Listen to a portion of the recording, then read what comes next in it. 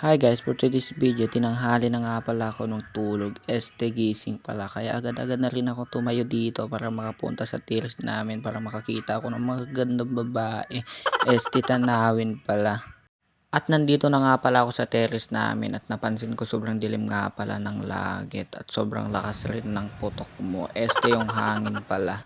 At dito guys, agad-agad na rin akong bumaba para makapag-almusal na rin ako kasi gutom na talaga ako. At ito nga pala yung almusal ko guys, pritong isda. At nung natapos na nga pala akong kumain, agad-agad akong bumalik dito sa terrace namin kasi hindi rin nagtagal, umulan na rin dito sa amin guys. At dito lumipat nga pala ako sa kwarto kasi mas maganda yung tanawin dito at makikita mo talaga yung lakas ng ulan at lakas ng putok mo. Yung hangin pala guys. At hindi rin nagtagal, bumaba na rin ako para maligo sana ng ulan pero sa kasawiang palad biglang huminto yung ulan. Ayaw ata akong maligo ng ulan na to eh. At nung napansin kong may naglalaro nga pala ng basketball dito sa tabi lang ng bahay namin, agad-agad na akong naglakad para puntahan sila. At nung nakarating na nga pala ako dito, mga bata lang yung naglalaro kaya agad-agad na akong umuwi dito.